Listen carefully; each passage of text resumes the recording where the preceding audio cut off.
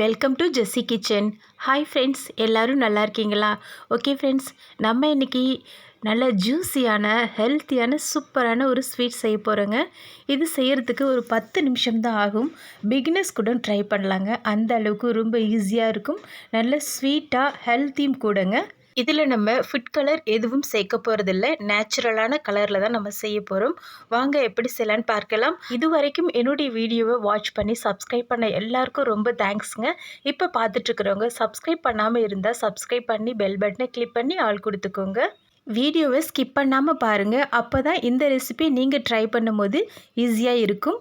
நடுவுலையும் லாஸ்ட்லேயும் beauty tips சொல்லியிருக்கிறேன், அதையும் miss பண்ணாமல் பாருங்கள். இப்போ வாங்க எப்படி செய்யலான்னு பார்க்கலாம். இதுக்கு நம்ம ஃபஸ்ட்டு தேங்காவை நல்லா துருவி இந்த மாதிரி எடுத்துக்கலாம். வெல்லத்தையும் நல்லா இந்த மாதிரி துருவி எடுத்துக்கணும். 2 கரண்டி கோதுமை மாவு எடுத்துக்கலாம். வீட்டிலே ரெடி பண்ண நெய் எடுத்துருக்குறேங்க. அரை பீட்ரூட்டை கட் பண்ணி இந்த மாதிரி எடுத்துக்கலாம். கொஞ்சமாக முந்திரி, ஒரு 3 ஏலக்காய். இதை வச்சு தாங்க நம்ம இந்த ஸ்வீட் ரெசிபி செய்ய போகிறோம். இப்போ வாங்க எப்படி செய்யலான்னு பார்க்கலாம். ஃபஸ்ட்டு நம்ம ஒரு மிக்ஸி ஜாரில் கட் பண்ண இந்த மாதிரி பீட்ரூட்டுகளை சேர்த்துட்டு தண்ணி சேர்க்காமல் நல்லா கிரைண்ட் பண்ணிக்கலாங்க. பாருங்கள், இந்த மாதிரி. அப்போ தான் நமக்கு ஜூஸி நல்லா திக்காக கிடைக்கும். நம்ம ஒரு பவுலில் இந்த மாதிரி ஃபில்ட்ரு வச்சு கிரைண்ட் பண்ண பீட்ரூட்லேருந்து நம்ம ஜூஸை மட்டும் எடுத்துக்கலாம். நல்லா நம்ம பிழிஞ்சு இந்த மாதிரி எடுத்துக்கணும். பாருங்கள், தண்ணி சேர்க்காமல் அரைச்சதால் நமக்கு நல்லா திக்காக கிடச்சிருக்கு. இப்போ இந்த சக்கைகளை வேஸ்ட் பண்ண வேணாங்க. ஃபேஸை நல்லா க்ளீன் பண்ணிவிட்டு இதை அப்படியே நல்லா ஃபேஸில் ஃபுல்லாக அப்ளை பண்ணிவிட்டு அப் அண்ட் டவுன் நல்லா மசாஜ் கொடுத்துட்டு அப்படியே விட்டுருங்க.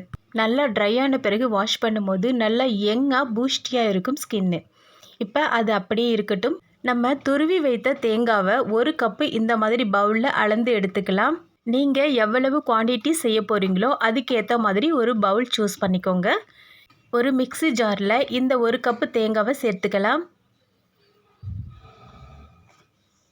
நெக்ஸ்ட்டு நம்ம துருவி வைத்திருக்கோம் பார்த்திங்களா வெல்லம், அதை கரெக்டாக இந்த பவுலால் அரை கப்பு சேர்த்துக்கலாம். நீங்கள் வெல்லத்தை துருவி எடுக்கிற மாதிரி இருந்தால் அமுக்கி விட்டு அரை கப்பு சேர்த்துக்கோங்க. வெல்லம் உடச்சி சேர்க்கிற மாதிரி இருந்தால் லேசாகவே நீங்கள் அரை கப்பு எடுத்துக்கோங்க. இந்த தேங்காய் கூட இதை சேர்த்துட்டு இது கூட 3 ஏலக்காய் வாசனைக்காக சேர்த்துக்கலாம். சேர்த்துட்டு இது நம்ம நல்லா கிரைண்ட் பண்ணி எடுத்துக்கணுங்க. இதில் தண்ணி ஊற்றி அரைக்கணும்னு அவசியம் இல்லை. தேங்காவில் இருக்கிற தண்ணியே நமக்கு நல்லா கிரைண்ட் ஆகி வருங்க. சப்போஸ் நீங்கள் தேங்காவை துருவாமல் கட் பண்ணி சேர்த்திங்கன்னா அரை கிளாஸ் தண்ணி சேர்த்துக்கோங்க, கரெக்டாக இருக்கும். இப்போ இந்த மாதிரி நம்ம கிரைண்ட் பண்ணி எடுத்துக்கலாம். பாருங்கள், நம்ம தண்ணியெல்லாம் எதுவும் சேர்க்கவே இல்லை, பர்ஃபெக்டாக நமக்கு வந்துடுச்சு. இது அப்படியே இருக்கட்டும். பீட்ரூட்டும் நம்ம ஜூஸ் எடுத்து ரெடியாக வச்சுருக்குறோம். ஒரு பேன் அடுப்பில் வச்சுட்டு இதில் நல்ல 3 டேபிள் ஸ்பூன் நெய் சேர்த்துக்கலாம். நெய் நல்லா மெல்ட்டாக விட்டுருங்க. நமக்கு நெய் மெல்ட்டான பிறகு நம்ம எடுத்து வைத்த 2 கரண்டி கோதுமை மாவை இது கூட சேர்த்துக்கணும். அடுப்பை ஸ்லோவில் வச்சுக்கோங்க. இந்த கோதுமை மாவை நல்லா நெய்யிலே வறுக்கணும். இது ரொம்ப கட்டிலாம் பிடிக்காதுங்க, சும்மா லைட்டாக தான் வரும். அதை நம்ம நல்லா மிக்ஸ் பண்ணி கொடுக்கும்போது நல்லா மிக்ஸ் ஆகிடும். இந்த மாதிரி நம்ம நல்லா இது பண்ணிக்கணும். குட்டி குட்டியாக கட்டி வரும், அதை மட்டும் நம்ம உடச்சி விட்டுக்கலாம். பாருங்கள், நமக்கு நல்லா மிக்ஸ் ஆகிடுச்சு. இந்த பக்குவத்தில் நம்ம தேங்காய், வெல்லம், ஏலக்காய்லாம் கிரைண்ட் பண்ணி வச்சோம் பார்த்தீங்களா, அதை இது கூட சேர்த்துக்கலாம். சேர்த்துட்டு நல்லா மிக்ஸ் பண்ணி கொடுத்துக்கலாம். நம்ம சேர்த்துருக்கிற கோதுமை மாவு, கிரைண்ட் பண்ண இந்த தேங்காய், வெல்லைப்பொடி எல்லாமே இந்த நெய்யிலேயே நல்லா மிக்ஸ் பண்ணிக்கணுங்க. இது நல்லா மிக்ஸ் பண்ண பிறகு நம்ம மிக்ஸி ஜாரில் கொஞ்சமாக தண்ணி ஒரு அரை கிளாஸ் சேர்த்தா போதும். இந்த மாதிரி சேர்த்துட்டு இதை நல்லா கலக்கி கொடுத்துட்டு இதை இது கூட சேர்த்துக்கலாம். தண்ணி அரை கிளாஸ் சேர்த்திங்கன்னா கரெக்டாக இருக்கும். இது ரொம்ப நேரம் வேகணும்னு அவசியம் இல்லை, அதனால் கம்மியாகவே சேர்த்துக்கோங்க. இப்போ இந்த மாதிரி நல்லா மிக்ஸ் பண்ணி கொடுத்துக்கலாம். இது கூட ஒரு பிஞ்சு சால்ட்டு சேர்த்துக்கலாங்க. என்னதான் நம்ம ஸ்வீட் ரெசிபி செய்தாலும் அது கூட ஒரு பிஞ்சு சால்ட்டு சேர்க்கும்போது தான் அந்த இனிப்பு சுவை நல்லா தூக்கி கொடுக்குங்க. அதனால் ஒரு பிஞ்சு உப்பு சேர்ப்பதை மிஸ் பண்ணிடாதீங்க, ரொம்ப கம்மியாக சேர்த்துக்கணும். நல்லா மிக்ஸ் பண்ணிவிட்டு இந்த பக்குவத்தில் 1 ஸ்பூன் நெய் சேர்த்துக்கலாம். சேர்த்துட்டு இதை ஃபைனலாக ஒரு முறை நல்லா இந்த மாதிரி மிக்ஸ் பண்ணிக்கணும். பாருங்கள், நல்லா நமக்கு பிரண்டு வருது பார்த்தீங்களா? நல்லா அல்வா பக்குவத்தில் நல்லா பிரண்டு வரணும். இப்போ இதை 2 பாகமாக இந்த மாதிரி பிரிச்சுக்கலாம். சம அளவுகளில் பிரிச்சுக்கணுங்க. இந்த மாதிரி பிரிச்சுட்டு ஒரு பிளேட்டில் நெய் கொஞ்சமாக அப்ளை பண்ணி விட்டுக்கலாம். நீங்கள் பாக்ஸில் ரெடி பண்ணுறதா இருந்தாலும் பரவாயில்லைங்க. பட் நான் இன்றைக்கி பிளேட்டில் தான் ரெடி பண்ண போகிறேன். இந்த மாதிரி நெய் அப்ளை பண்ணாமல் நீங்கள் டைரெக்டாக ரெடி பண்ணால் கூட எடுக்க வருங்க. இந்த மாதிரி அப்ளை பண்ணி விட்ட பிறகு நம்ம ரெடி பண்ணி வச்சோம் பார்த்தீங்களா, அதில் ஒரு பாகத்தை மட்டும் இந்த மாதிரி சேர்த்துக்கலாம். இந்த மாதிரி சேர்த்துட்டு இது நல்லா ஒரு கட்டமான ஷேப்பில் கொண்டு வந்துடணுங்க. நல்லா 1 இன்ச்சு ஹைட்டுக்கு நம்ம ரெடி பண்ணிக்கணும். பாருங்கள், இந்த மாதிரி நல்லா நம்ம ரெடி பண்ணிட்டோம். இந்த மாதிரி ஓரங்களெல்லாம் நல்லா கரெக்ட் பண்ணிக்கோங்க. இது அப்படியே இருக்கட்டும். நெக்ஸ்ட்டு இன்னும் ஒரு பார்ட்ஸ் நம்ம வச்சுருந்தோம் பார்த்தீங்களா, இதை ரெடி பண்ணுறதுக்கு அடுப்பை ஆன் பண்ணி ஸ்லோ ஃப்ளேமில் வச்சுக்கோங்க. வச்சுட்டு நம்ம ரெடி பண்ண பீட்ரூட் ஜூஸை லைட்டாக இது கூட சேர்த்துக்கலாம். சேர்த்துட்டு மிக்ஸ் பண்ணி விட்டுக்கணும். ஜூஸை கொஞ்சம் கொஞ்சமாக சேர்த்து மிக்ஸ் பண்ணிக்கோங்க. நமக்கு தேவையான கலர் வந்த பிறகு நம்ம ஸ்டாப் பண்ணிக்கலாம். இதை நல்லா இந்த மாதிரி நல்லா மிக்ஸ் பண்ணி கொடுத்துக்கணுங்க. இது கூட இன்னமும் கொஞ்சம் ஜூஸை சேர்த்துக்கலாங்க. சேர்த்துட்டு இதையும் அதே போல் மிக்ஸ் பண்ணிக்கலாம். இந்த ஜூஸை இது குயிக்காகவே அப்சர்வ் பண்ணிக்கோங்க. ஃபுட் கலர் சேர்த்துக்கிறதா இருந்தாலும் சேர்க்கலாங்க. பட் நம்ம இந்த மாதிரி வெஜிடபிள்ஸ் ஜூஸ் எடுத்து செய்யும் போது நல்ல ஹெல்த்தியாக இருக்குங்க.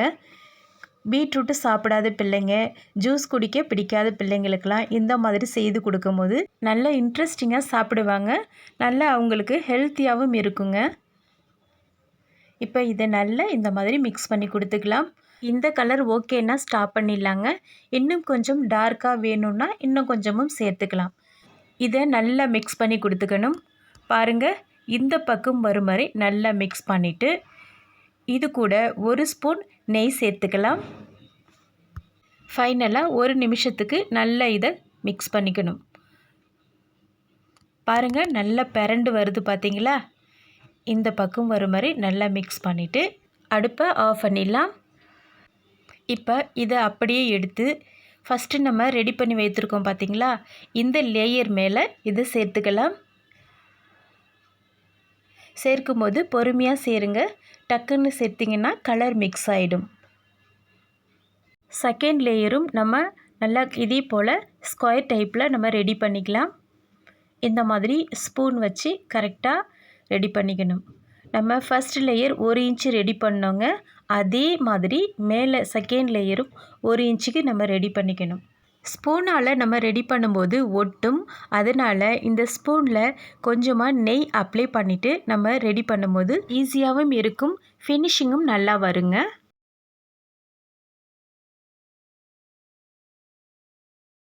பாருங்கள், இந்த மாதிரி நம்ம ரெடி பண்ணிவிட்டு இந்த ஓரங்களை நல்லா இந்த மாதிரி ஃபைனல் பண்ணிக்கலாம்.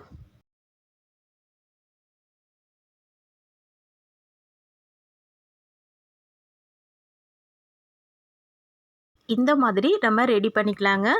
அவ்வளோதான், இது அப்படியே இருக்கட்டும். இப்போ தாளிப்பு பாத்திரத்தை அடுப்பில் வச்சுக்கலாம். 2 ஸ்பூன் நெய் சேர்த்து நெய் சூடான பிறகு எடுத்து வைத்த முந்திரிகளை மைல்டாக வறுத்துக்கலாங்க. ஆக்சுவலாக இந்த ஸ்டெப்பை நம்ம ஃபஸ்ட்டே செய்திருக்கணும். ஆனால் நான் மறந்துட்டேன். ஃபஸ்ட்டே நம்ம செய்திருந்தோன்னா மீந்த நெய்களை அது கூட சேர்த்து குக் பண்ணியிருக்கலாங்க.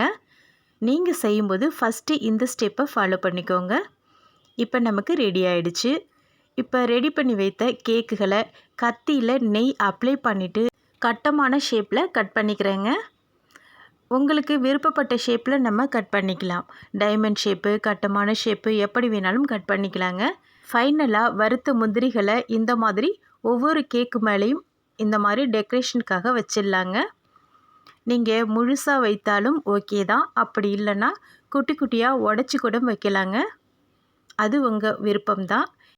இப்போ நமக்கு நல்ல ஜூஸியான, ஸ்வீட்டான, ஹெல்த்தியான கேக் ரெடி ஆகிடுச்சுங்க. பாருங்கள், பார்க்குறதுக்கே நல்லா கலர்ஃபுல்லாக இருக்குல்ல. அதே போல் சாப்பிட்றதுக்கும் நல்லா ஜூஸியாக ஸ்வீட்டாக மணமாக இருக்குங்க. ரொம்ப நல்லா இருக்கும். மிஸ் பண்ணாமல் ட்ரை பண்ணி பாருங்கள்.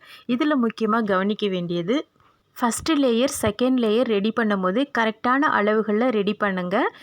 கேக்கு கட் பண்ணும்போது கத்தியில் நெய் அப்ளை பண்ணிவிட்டு அப்புறமா கட் பண்ணுங்கள். அப்போ தான் ஒட்டாமல் வரும். அதே போல் கேக்கை உடனே கட் பண்ணாதீங்க. 1/2 hour விட்டுட்டு நெக்ஸ்ட்டு கட் பண்ணும்போது தான் உங்களுக்கு ஈஸியாக கட் பண்ண வரும். அப்படி இல்லைன்னா ரொம்ப லூஸாக இருக்கும். அவ்வளோதான் ஃப்ரெண்ட்ஸ். உங்களுக்கு ஃபைனலாக பியூட்டி டிப்ஸ் சொல்கிறேன்னு சொன்னேன். ஒன்று சொல்லிட்டேன். இப்போ லாஸ்ட்டாக இந்த மாதிரி மீந்த பீட்ரூட் ஜூஸை ஒரு சின்ன கப்பில் இந்த மாதிரி சேர்த்துக்கலாம். சேர்த்துட்டு நம்ம வீட்டிலையே ரெடி பண்ண பியூரான நெய்யை கொஞ்சமாக சூடு பண்ணி இது கூட சேர்த்துக்கணுங்க. சேர்த்துட்டு இதை நல்லா இந்த மாதிரி ஸ்பூனால் நல்லா கலந்து கொடுத்துக்கணும். இது நல்லா மிக்ஸ் ஆன பிறகு நம்ம அப்படியே இதை மூடி போட்டு ஃப்ரீசரில் வச்சுக்கலாங்க. ஃப்ரிட்ஜில் இல்லை, ஃப்ரீசரில் வைக்கணும். அப்போ தான் நமக்கு நல்லா திக்காக கிடைக்கும். நான் ஏற்கனவே ரெடி பண்ணி வைத்ததை காமிக்கிறேன் பாருங்கள். எப்படி இருக்குது? சூப்பராக இருக்குது பார்த்தீங்களா? இப்போ நான் எடுத்து அப்ளை பண்ணி காமிக்கிறேன். இந்த மாதிரி விரல்களால் கொஞ்சமாக எடுத்துக்கலாம். கொஞ்சமாக எடுத்தாலே போதுங்க. நான் மருதாணி போட்டிருக்கிறதால சரியாக தெரியல. இந்த மாதிரி அப்ளை பண்ணி காமிக்கிறேன் பாருங்கள். நல்லா அந்த நெய்யோட எந்த அளவுக்கு நல்லா மைஷரஸாக இருக்குது பார்த்தீங்களா? சூப்பராக இருக்கும். நல்ல மைல்டான கலரில் இருக்குங்க. ரொம்ப நல்லா இருக்கும். போட்டதே தெரியாது, பட் போட்டிருக்கிற மாதிரியும் இருக்கும்.